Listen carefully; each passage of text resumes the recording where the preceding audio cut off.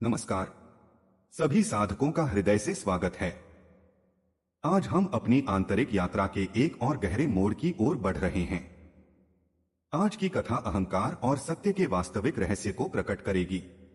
यह कथा सृष्टि के प्रारंभिक काल की है, जब सृजन की जिम्मेदारी ब्रह्मा को दी गई और पालन का कार्य विष्णु के हाथों में था। समय बीतने के साथ ब्रह्मा के भीतर एक सूक्ष्म विचार जन्म लेने लगा कि शायद वे ही संपूर्ण सृष्टि के सर्वोच्च तत्व हैं। धीरे धीरे वह विचार अहंकार में बदल गया, और जब अहंकार बढ़ता है तो दृष्टि धुंधली होने लगती है। विष्णु ने इस भाव को महसूस किया और दोनों के बीच एक प्रश्न उठा, कौन है सर्वोच्च? और तभी कुछ अद्भुत घटित हुआ। उन दोनों के मध्य अचानक प्रकट हुआ एक अनंत प्रकाश स्तंभ, इतना दिव्य, इतना विराट कि न उसका आदि दिखाई देता था न अंत। दोनों ने निश्चय किया कि उसी के रहस्य को जानकर सत्य प्रकट होगा। विष्णु नीचे की ओर गए, ब्रह्मा ऊपर की ओर बढ़े।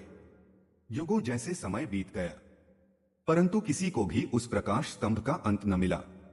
अंततः विष्णु लौट आए और विनम्रता से स्वीकार किया कि सत्य उनकी पहुंच से परे है।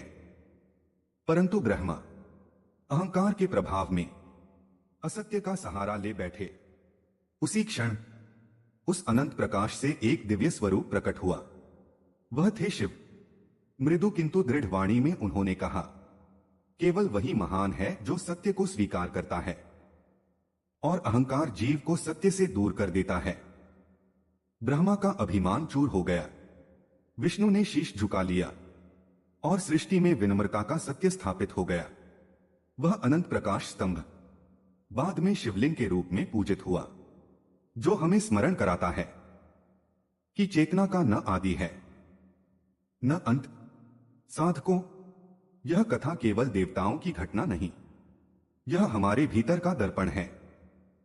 जब भी जीवन में अहंकार उत्पन्न हो या हम स्वयं को सर्वोच्च समझने लगे, तो इस कथा को स्मरण करें, क्योंकि सत्य सदैव मौन होता है और विनम्रता उसका द्वार है। जब हम झुकते हैं तो ज्ञान भीतर प्रवेश करता है और शांति का प्रकाश फैलने लगता है। इसी संदेश के साथ आज की यह पावन कथा यहीं पूर्ण होती है।